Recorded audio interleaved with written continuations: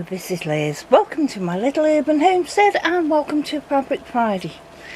Today, applying interfacing. Well, it's all about interfacing. Interfacing is normally iron on or sew on. And this I've got here is, whoops, it's a load of interfacing that was sent to me in one of those remnant packs, and this will last me years, if not the rest of my life. So I feel extremely lucky. But if you can buy it by the half metre, the metre. You don't have to go for a specific brand.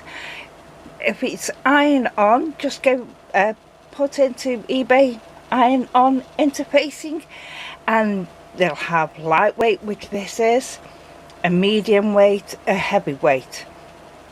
I prefer to use sew-in if I'm using heavyweight, but this is about the iron on, which is the majority that I do use. Now, one side, if you run your hands along it, it feels a bit like sort of tissue paper, but on the other side it's got light bumps on it, and those bumps are the bits of glue. So that's the side that you will need next to the wrong side of your fabric, because you don't want it on the right side, or it means it's going to show, and you don't want it. You just want it to give a bit of stiffness. Let me show you what I've just made. This is I made a pattern for a pair of trousers, and this is the waistband for it. Now, I like putting the interfacing, because this is two pieces instead of one folded over for the waistband. This is two pieces. I've just put it on one side. If you're doing a one piece waistband, you just put along half of it. If you want it, if you've only got the thin and you want a medium weight, then put it all across and fold it over. But you can see how the difference between the fabric, how pliable it is and bendy, if you like, when there's no interfacing. But when there is interfacing, how much it helps to stiffen it. As it's lightweight, it doesn't give it much, but I don't need much on this. This is made of cotton, because it's my own pattern. I have tested it out using an old bedsheet, and they're a little bit on the big side, but never mind. I'm doing another pair, and I'm getting to the waistband. Now, this is the other pair, and I've got no more of this purple fabric. It's actually to match the top where I use this purple fabric for the binding, and I've got no more of the fabric to make a waistband. So I thought, if it's going to match that top that I've made, then I'll use some of the fabric from the top to make the waistband.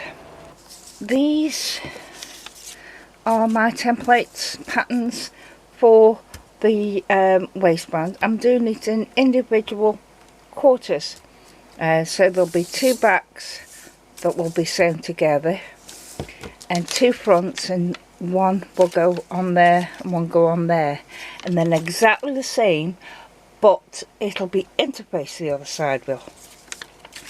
So this may look thin, it's because there's no seam allowance on these.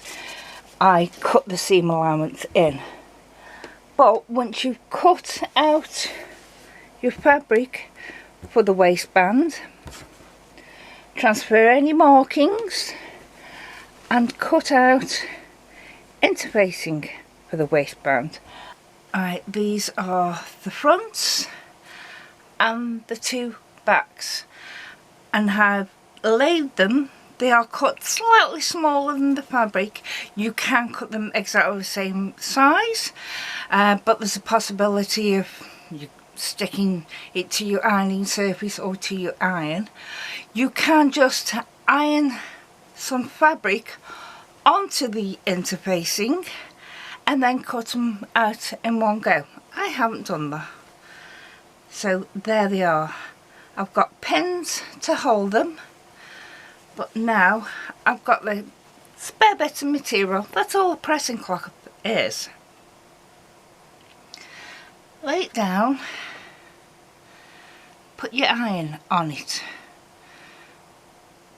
Don't iron it around, just press it.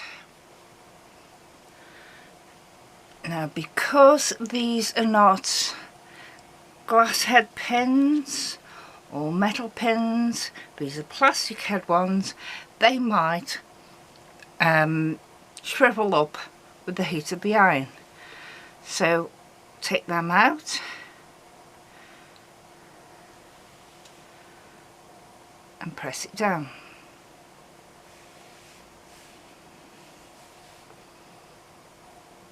You normally only need to hold the heat there for a few seconds, that's all.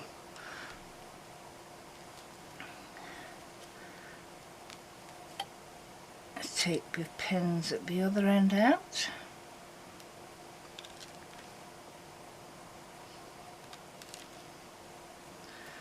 Lay my cloth back down.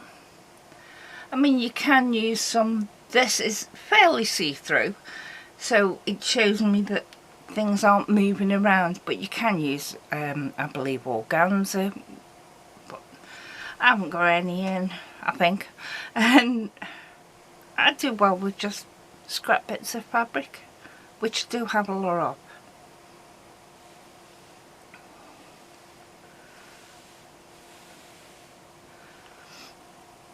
And that is the first two done. Yeah, I also use a pressing cloth so that if I put the interfacing on wrong, you know, so it's glue side up, when I put my iron on it, it won't stick to me iron, it'll stick to me pressing cloth. So that's another reason that you use one. But there, it's done, and as you can see, it's fixed on quite well, and I can now use them. So I put them to the one side while I do these other two bits, the front bit. It's as easy as that with interfacing.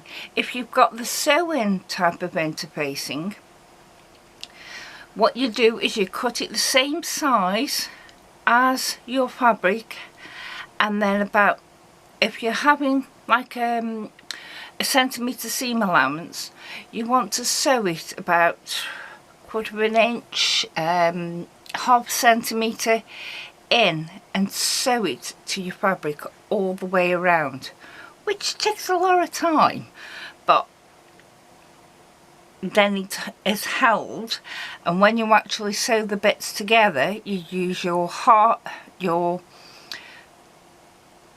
centimetre seam allowance so that your stitches to hold the interfacing to the fabric are in your seam allowance, so they won't be seen.